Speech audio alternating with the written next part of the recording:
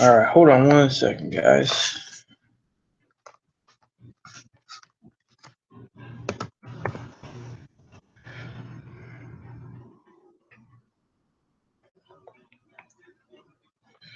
There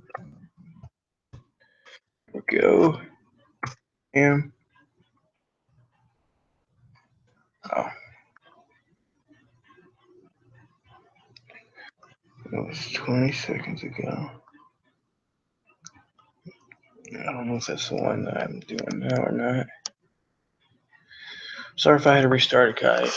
I was going to have a special guest with me tonight, but it was kind of messing stuff up.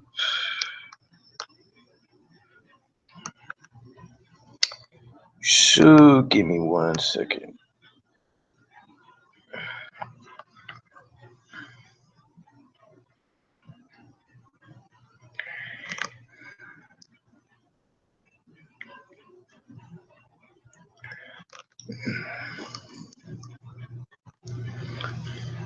Oh my gosh, fucking YouTube's being slow tonight.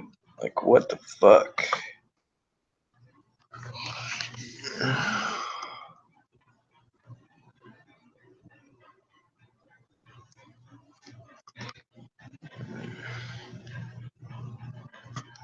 Okay, don't give me this bullshit. Thank you.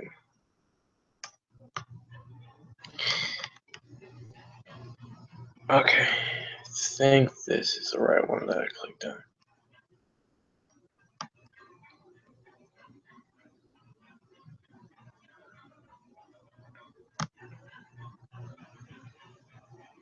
Yeah, this is the right one.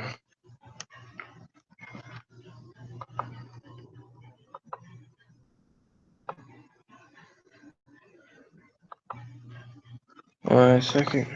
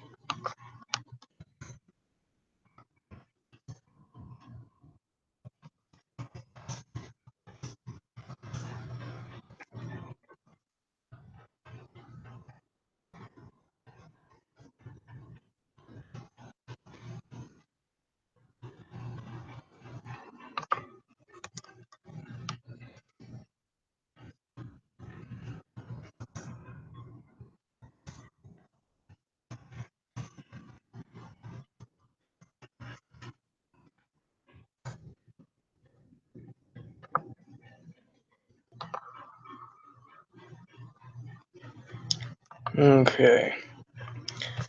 There we go.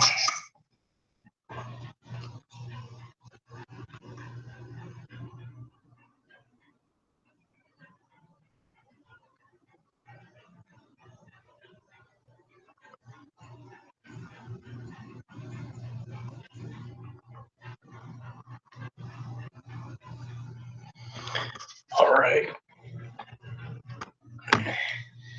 You guys, just wait 1 second. I will begin the review in a second. I just need to get something to drink. Okay.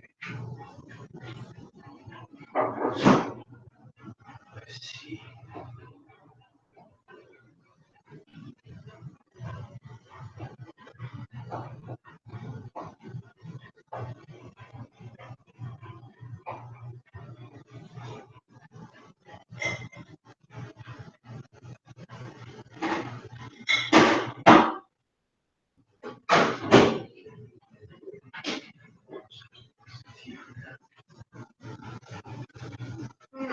Okay, I'm back. I'm gonna have some twisted tea for right now.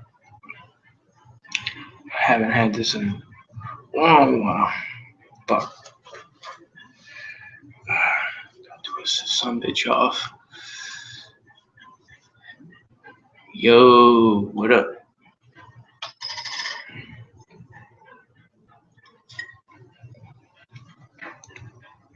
Yep, still as good as I remember. Alright, what are these retweets? Okay.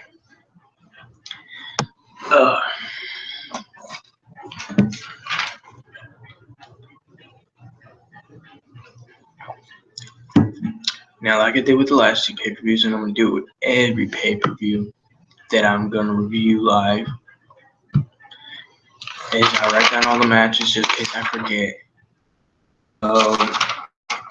And I'm gonna do them in order that they actually happened in. So, which was the pre-show, we had Dolph Ziggler versus Baron Corbin. This was a no disqualification match, which has been a while since they've actually done a no disqualification match. And this match was actually pretty good. But one thing I did not expect from Baron Corbin in this match was to low blow Dolph Ziggler. I did not see that coming.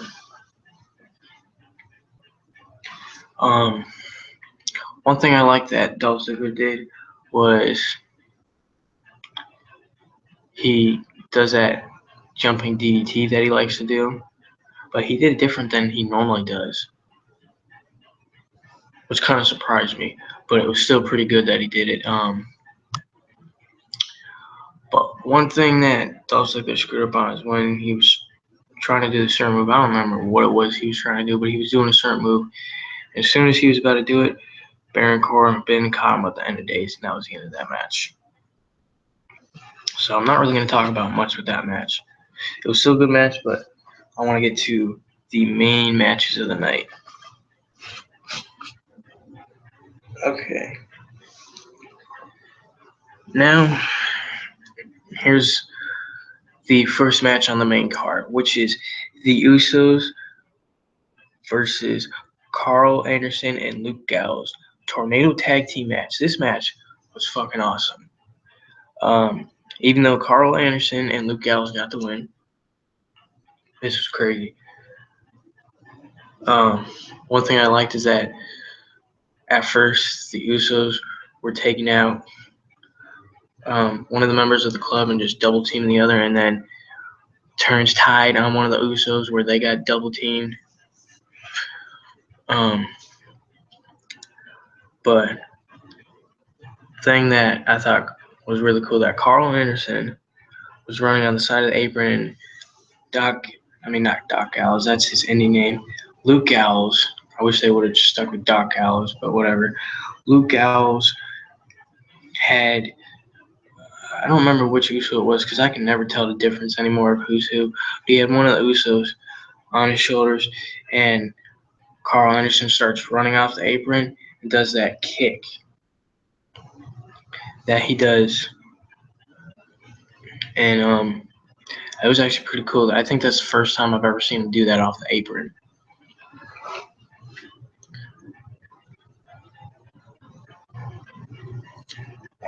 But yeah, they were throwing each other into the barricade, threw each other on the side of the apron a couple of times.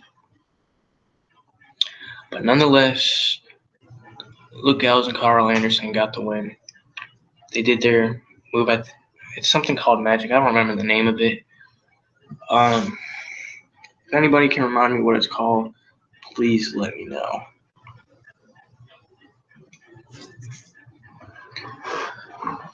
Okay. Now on to the United States title match. This match actually shocked me in the end. Yeah, Rusev got the win. He's the new United States champion. I did not expect that. I thought Kalisto was going to retain it and then lose it at the next pay-per-view, which is Money in the Bank. But no.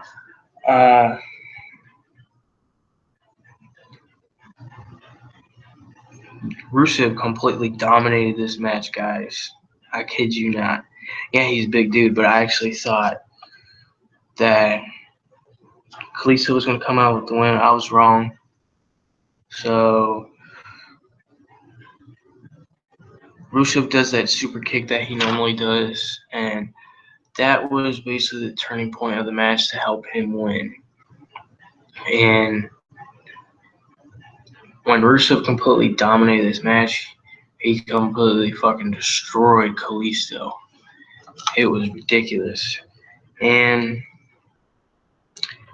when not corkscrew, Kalisto was doing that corkscrew elbow, whatever it is, I don't remember where he hit it at, but he went to go hit it though, and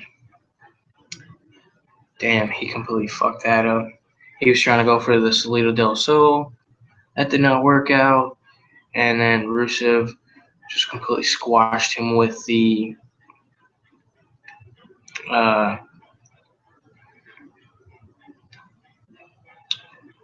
what's his submission move now?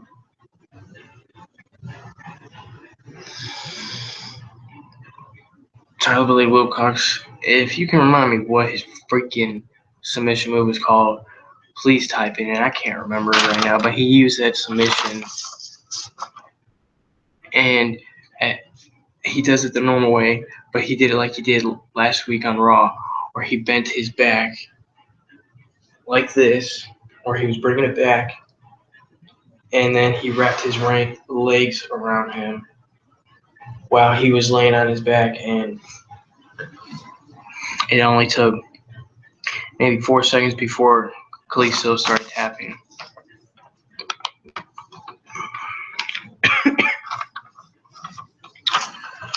Okay, let's see. Match number 4 of the night, even though it's technically match number 3 on the main card. The New Day versus the Vaudevillains. This, I would have to say, is my favorite match of the night. And then my second favorite match is, I'll talk about after the next match. We have the New Day versus the Vaudevillains for the WWE Tag Team titles. In a lot of ways, I wish Enzo and Cass were in this match, but what happened to Enzo at the last pay-per-view? But at least they had some opponents tonight. But Vaudevillains thought that they were going to be the new WWE Tag Team Champions. No, I don't think so. I'm happy that the New Day retained. And one thing I thought was cool that Xavier did. I mean, not Xavier. Big E, which it's been a while since I've seen him do it. He did that spear through the second rope to one of the Vaudevillains. I can't remember which one it is.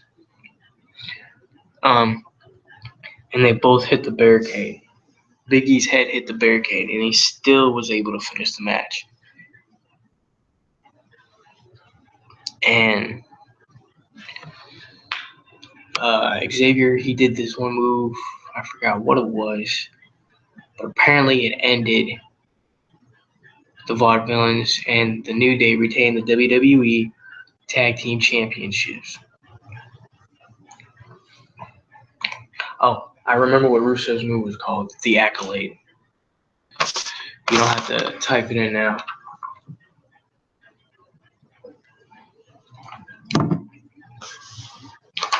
Let's see. Next match was the WWE Intercontinental title match. You got the champion, The Miz, defending his title against Kevin Owens, Cesaro, and Sami Zayn. This was a good match. Actually, one key thing I want to talk about that actually happened in the match.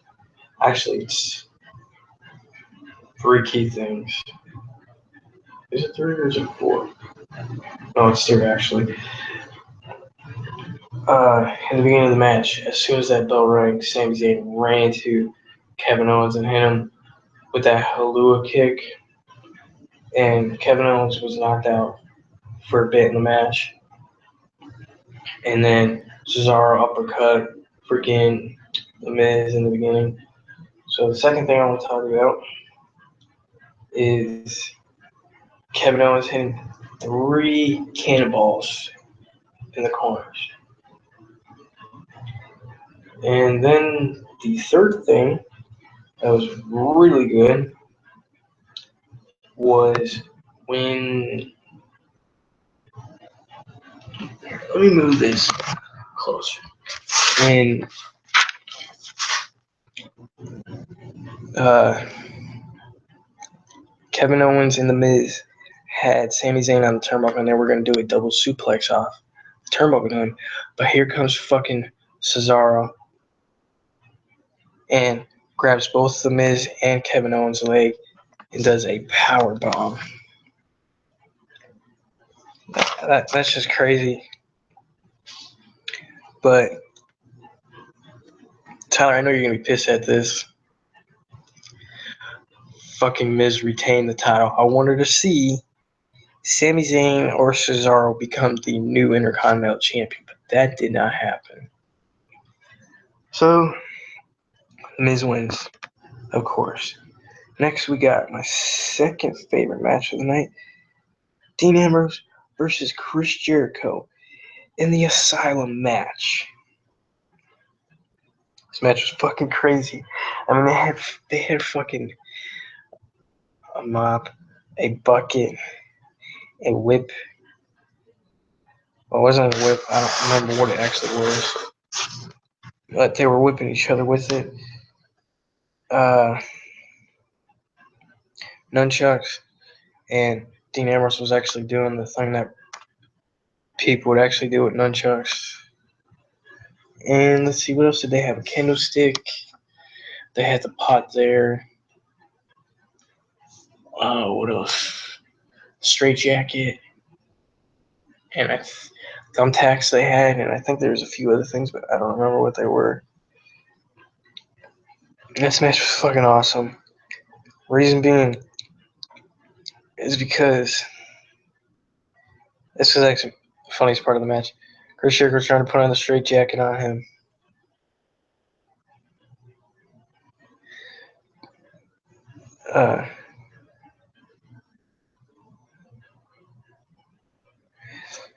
And I think I just said The Miz. If I did, I'm sorry. I meant Jericho put the straight jacket on Dean Ambrose, and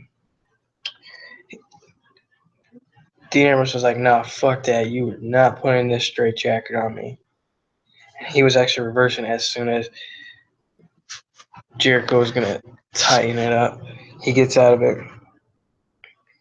and then he pulls down thumbtacks after they use all these freaking weapons and shit. Oh, and they also had a 2x4 with barbed wire in it. That was actually the last weapon that they had. And they were whooping each other with that too.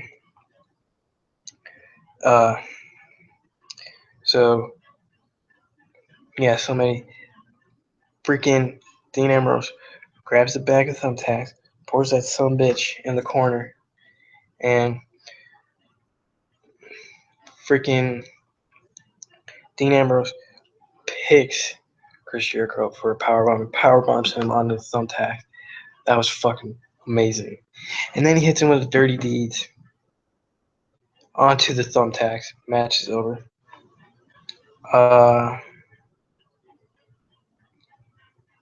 One thing I forgot to say is that Jericho actually hit the code breaker with one knee, which actually surprised me because it's very rare you see him hit it with one knee. Okay, let's see. What else I forgot to say? In the IC title match, somehow Cesaro got cut twice on his forehead. He had 2 cut marks. Don't know how that happened. If someone can find out and tweet me about it later or send me a message about it, let me know how he got those 2 cuts. Please let me know. You can even put in the comments after this becomes a video. So please let me know. Next is the WWE Women's Title match. Charlotte versus Natalya. This was a submission match. And this match was actually getting good, but right at the fucking end, it pissed me off. And they were doing a lot of submissions, reversing each other's submissions. I swear to you, this match was fucking bullshit at the end. I thought I saw Ric Flair coming out. Jackets. Guess who it fucking was? Dana Brooke. And she was wearing Ric Flair's old black and white robe, and that distracted Natalya. So Charlotte is still your WWE Women's Champion. Like, are you fucking kidding me? She was Divas Champion for a long ass fucking time. Gave somebody else the chance to win.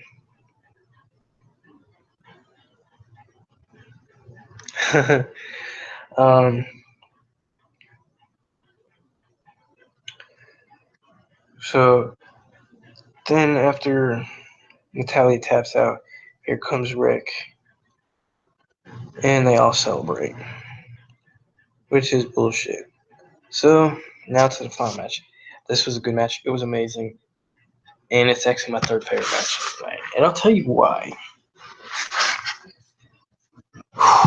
Man, this match was the most intense one for shit between these two, just like the last pay-per-view.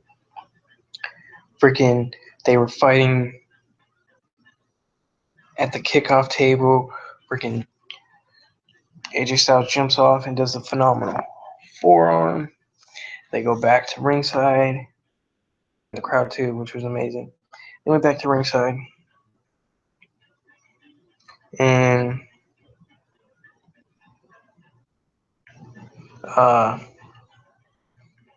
let's see. They went back to ringside, and Roman Reigns put AJ Styles through two tables. They took off the padding on the floor, and AJ Styles was thrown through onto the concrete floor. Then they went back in the ring. Here comes Luke Gallows and Carl Anderson. They attack Roman Reigns. Here comes the Usos. They attack the club. And then AJ Styles attacks the Usos, are also known as the Bloodline. And they just go back and forth attacking each other. And then all of a sudden, freaking AJ Styles fucks up. I was like, why are you going to try to go for the phenomenal forearm? And right when he hits the phenomenal forearm, I'm sorry, I'm going to end this last one quick because I want to get to doing other things. Next time, it'll be a little bit longer.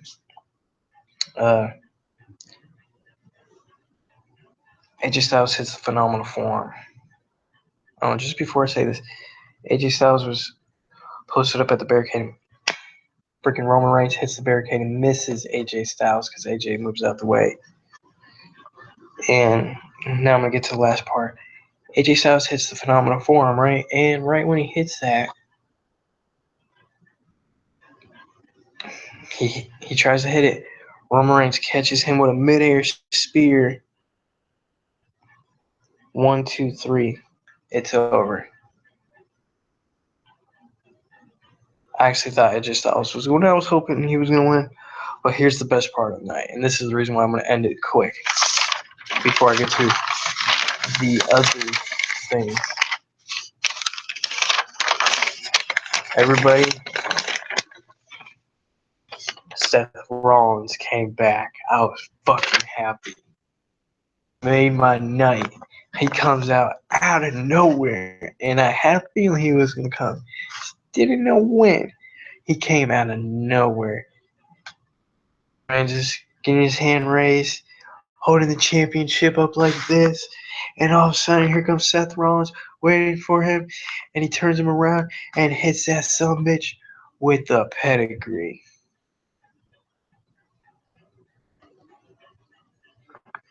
And oh my gosh, that was fucking amazing. He came back with a new shirt and he was wearing black and gray with the new Seth Rollins logo. I think it was a Seth Rollins logo, and he had like some other design with it. But yeah, it was amazing. Well, yeah, this pay-per-view was really good. I would give this an 8.5. Only because of those 3 awesome matches. But let me see how many viewers I got in here. So now I'm going to end this. I thank you guys for watching. And I hope to see you again at WWE Money in the Pay. I completely fucked that up. Money in the Bank. I almost said Payback. Do it. And when I review it, I guarantee you it's going to be Roman Reigns versus Seth Rollins for the WWE World Heavyweight Championship. Seth Rollins never lost the title. I mean, he did. He never lost it in a match. He lost it due to injury. Came at a live event that wasn't on TV. And when he fought Kane, and he was trying to do that powerbomb from the turnbuckle, he fucked up his knee. Thank God he's back. I guarantee you, Seth Rollins will be the new WWE World Heavyweight Champion at Money in the Bank. I'll catch you guys later. Peace out. Have a great night.